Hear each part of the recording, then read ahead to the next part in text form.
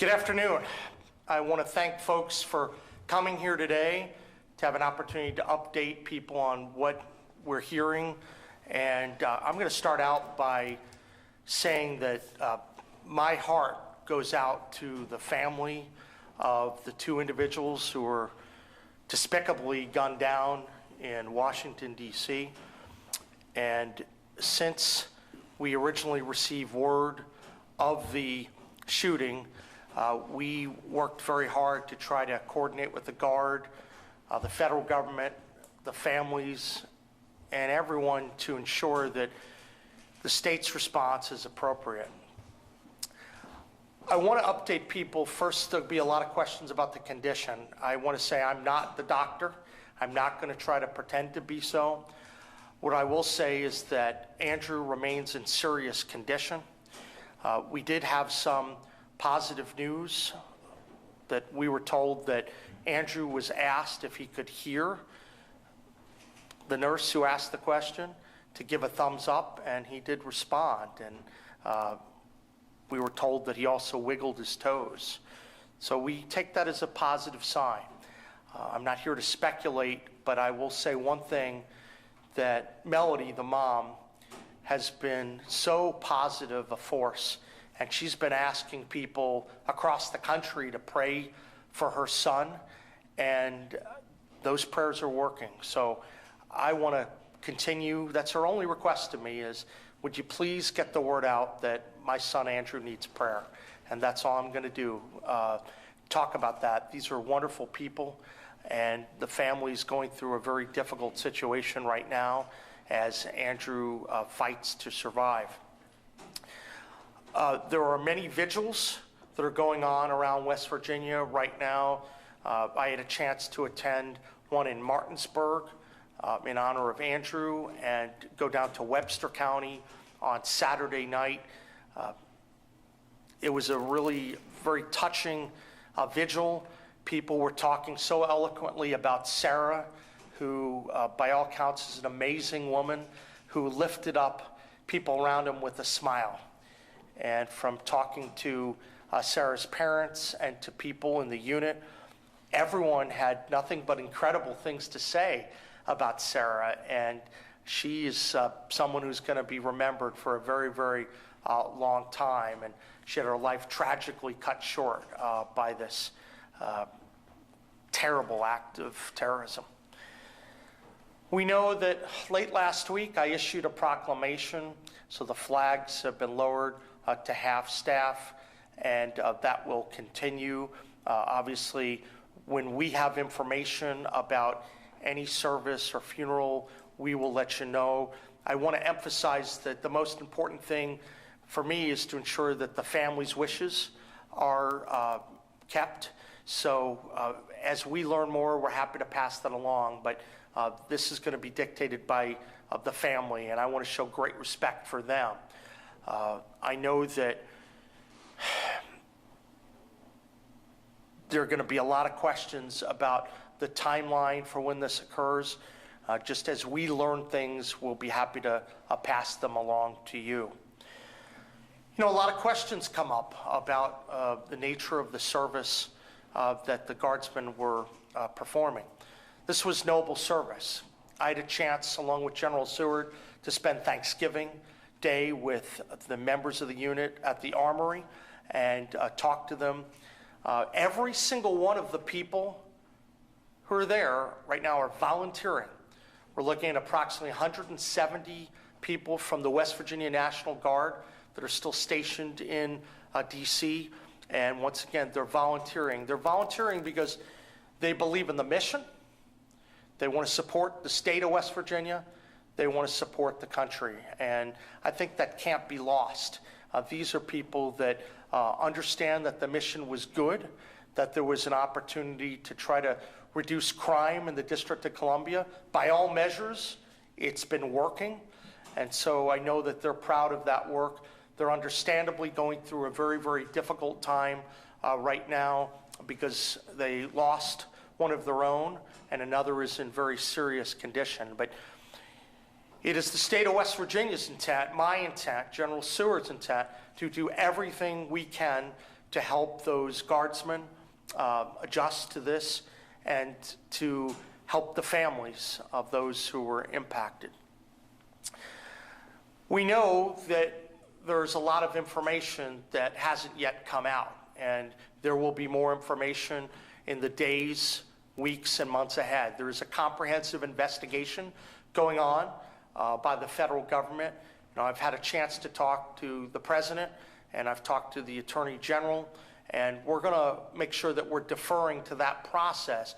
I am reassured that there is a complete and full investigation going on, so while there'll be a lot of pundits who want to speculate about what happened and wrongly go to different places, we're not going to do that. We're not going to play into that. We're going to talk about this based on the facts that we know, and at this point, that investigation is ongoing.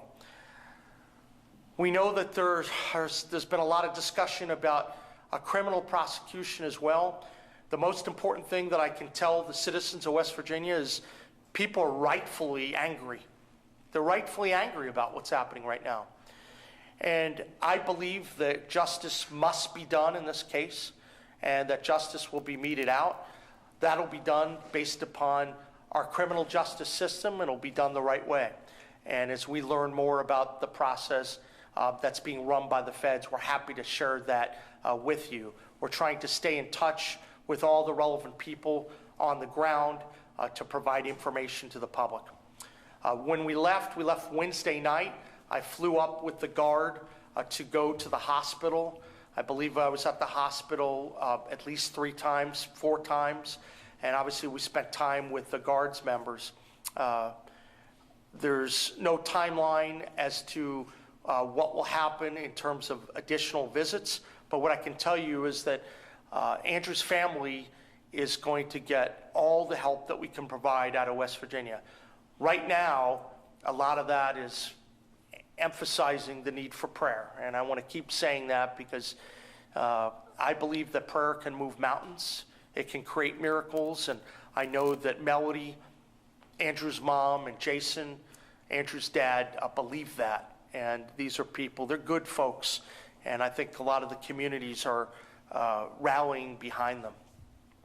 We know that since this tragedy occurred, there have been a number of additional announcements by the president, and I think he's working hard to get to the bottom of this. I also want to express my support for some of the new vetting proposals that are being talked about. I think when you have millions of people that come in, undocumented aliens, or there are loopholes, as what had presumably happened in this particular situation, that has to be cleaned up. And I applaud President Trump for his efforts, what he's doing to look at all of that in order to get to the right place. So we know that there's going to be a lot that'll be coming up in the days and weeks ahead. I wanted to come before you so I can answer questions you have. I would ask that there are going to be some areas that you asked that we're not going to get out ahead of the medical personnel. I'm not going to get out ahead of the families, and we're not going to get ahead of the criminal investigation. So with that as the caveat, I'd first like to turn it over to General Seward, who has been leading admirably, and he'll say a few words, and then we will take questions. Thank you, Governor. Good afternoon. I want to tell the members of the West Virginia National Guard that our family has joined together across this state and in D.C. Our family members in the Guard that are in the Middle East, that are in Europe, that are on the southwest border. I've heard from all of those regions, and we're praying together. We are a family, 6,000 plus strong. And so when we lose one of our family members, I can tell you that every guardsman I've talked to is grieving. And that grieving process in the early stages includes denial and anger and bargaining. And I've heard from all of our members of how they're going through those phases. And I promise you that my senior enlisted leader, Dusty Jones, and we've been up there since Wednesday. I was actually in the district when it occurred. I was not on scene. My wife and I got picked up and taken on scene shortly thereafter. And those soldiers and airmen that were present were strong, courageous, and they were grieving. And they continue to grieve, and they continue to pray for Andy and for Sarah's family and for all of their fellow members that are serving across the world. I will tell you that they're standing strong. Our men and women are trained professionals. They are deputized U.S. Marshals in the district. When they're on patrol, they're armed, and they are trained. I'm confident in their ability. I remain confident in their ability. In briefings with senior law enforcement officials in the district this week, I will tell you that dozens of them have told me, those involved in the investigation, that our members performed their duties as they have been trained, and they are proud of them, and I am proud of them. Because Andy's mom has asked for prayers, I will reiterate that I spoke with her last night before I left, and she said if I got the chance to talk to anyone, to please ask them to continue to pray for Andy, their family, for Sarah's family, and for all of our National Guard. Thank you. Thank you.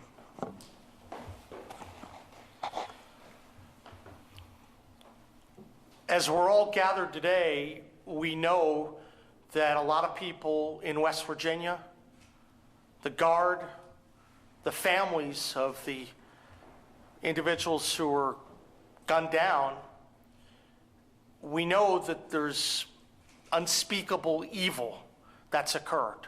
Unspeakable evil. I want to take a moment also, though, and emphasize the amazing positive response of the people of West Virginia, of how the families have reacted, how the communities are stepping up, people showing support through prayers, through other types of acts. West Virginia comes together during these difficult times, and they stand behind the men and women in uniform. And we're certainly going to continue to stand behind the men and women in uniform and do everything we can to help them, not just today, but in the weeks and months ahead. With that, I'd be happy to answer any questions from folks. Stephen.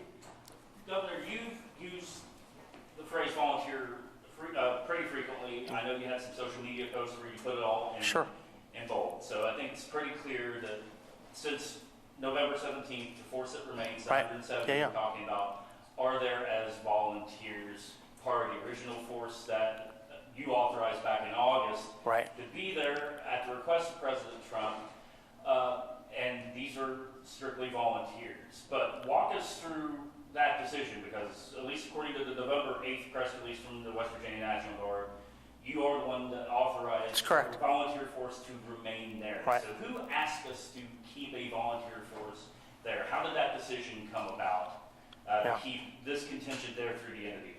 Absolutely. So we know that we entered the district back in August, and after that happened, there were questions about how many people would be in the district, contributions from West Virginia and from other different states.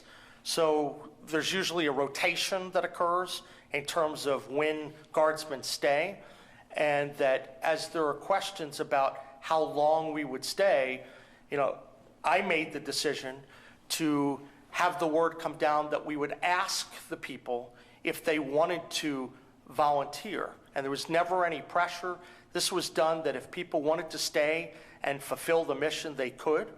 I was pleased to report that between about 160 and 170 people had asked to do that. And so that's why I emphasize that these are people that knew the mission. They agreed with the mission. I think the mission has been largely successful, and they wanted to serve their state and they wanted to serve their country. So I had extensive conversations with the National Guard, and I wanted to make this voluntary because anytime someone is doing that, there's a lot of sacrifice that's involved, and people give up time with their families. They take leave from work. They leave their communities, especially during the holiday season. But these are people that wanted to be there, and they wanted to continue the mission. Brad? Brad McElhenney, West Virginia Metro News. Can you drill down with a little more detail? Who puts out the call to volunteer? And then how do people respond? Is it raise your hand, go to someone and say, I would like to, fill out some forms? Technically, what is the process? I can speak. Yeah, General, do you want to speak to that? Sir, we put out the call with our joint office. I have a joint operations team. Let's give a for instance. We have a normal rotational schedule that we do, but in most instances, like flood duty, we first reach out and see who can volunteer, and we do that at the unit level before they go. Then once they're on mission, we had soldiers there, soldiers and airmen, for about 45 days, and we rotated which group, that group with a fresh group. And then when we found out that Secretary of the Army was extending the mission in DC, we were asked how many we might be able to provide. After discussions with the governor and his decision to see who wanted to remain on mission, we had our commander in DC survey the troops. And that survey, I wish I could tell you if it was a form or a show of hands. I know they signed up, probably on a piece of paper, and we found out how many volunteers we had that were willing to stay. Before the shooting, we also have future planned operations, which I can't go into the details of those, but that normal rotational schedule is something we do on missions like this that are longer than 30 days. Thank you. John?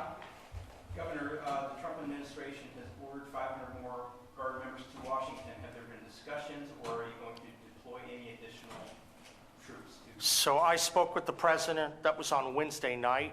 I have not been asked to deploy additional troops at this time.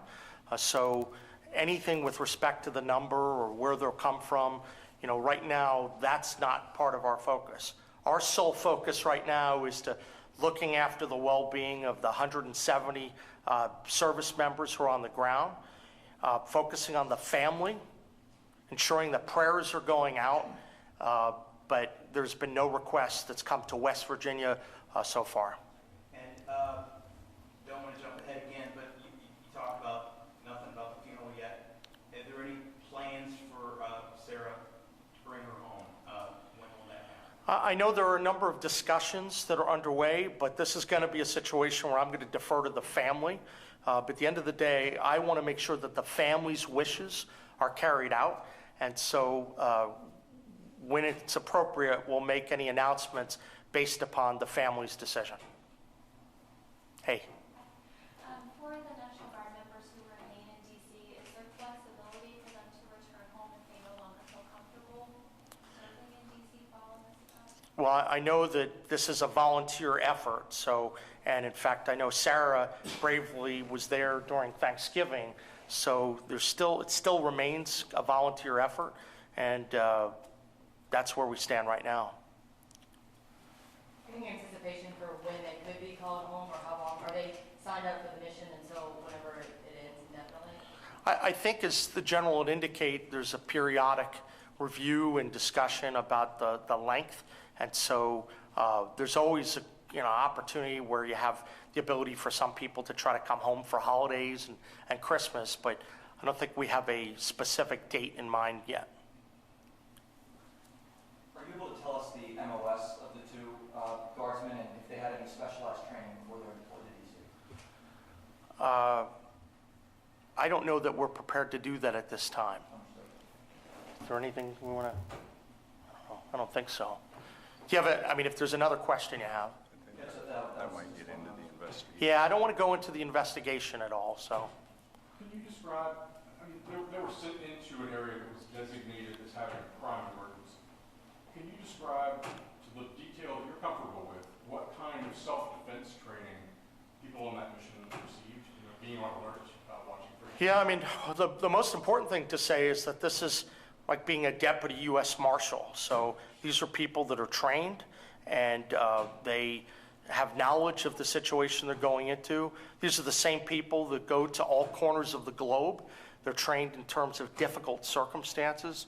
So as General Seward indicated, we believe that they have the background and training to go in to Washington, D.C. to carry out the mission. Other questions? Go ahead, sir. And what's your name, sir? Matthew Young. I'm with the Charleston Executive. Hey, Matthew. So there were some conflicting reports that came out, information that came out on Wednesday regarding the condition, obviously. Sure. The two guards members. State national outlets took that information and reported it. Sure.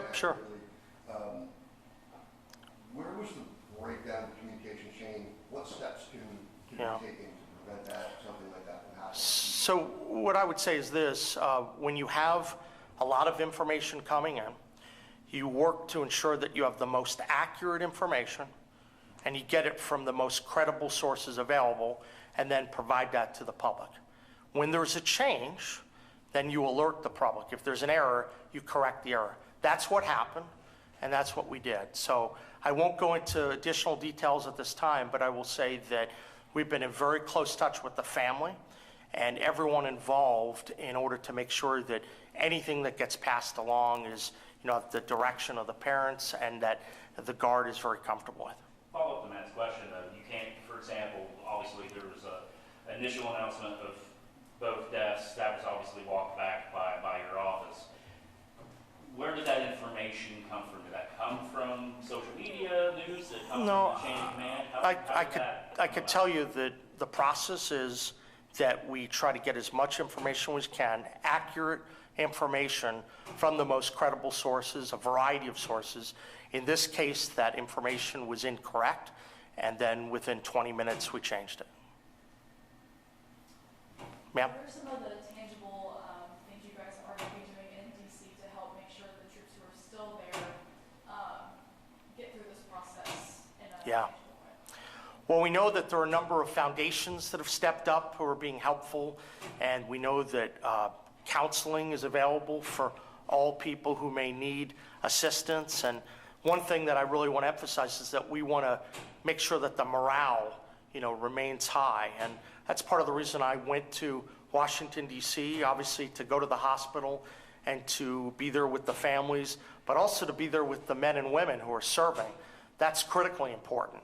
So that's certainly, there's going to be a lot of efforts underway, both through the Guard and other outside foundations, to provide all the help that's needed to assist any of the Guardsmen and any of their families. You might not be able to provide this information. This might be information that might have to be released by the families, but there are a number of GoFundMes and other entities popping up claiming to be on behalf of both families. Are you aware of any authorized GoFundMes or any type of fundraising efforts for both families? Has that been communicated to National Guard or the government? I'm not aware of any that are authorized. I know that the family, Andrew's family, had indicated specifically they did not authorize. I can't speak to the other family, to Sarah's family, but if we learn about that, we're happy to answer that further. Any final questions? I just want to say, as we get more information, we're going to be able to pass that along. So I appreciate your patience during this time. But most importantly, my biggest message is Andrew is still fighting for his life. Andrew needs prayers. And the parents have said, please use every opportunity to ask for prayers, and that's what we're going to do. I think that the West Virginia people are strong, and they know that everything is being done right now to ensure that justice is served. But equally important, we have to make sure we're doing everything possible to send prayers and to console people who are going through just unspeakable times right now. So thank you for coming, and God bless. Thank you. Thank you. All right. Thanks, guys. Thank you.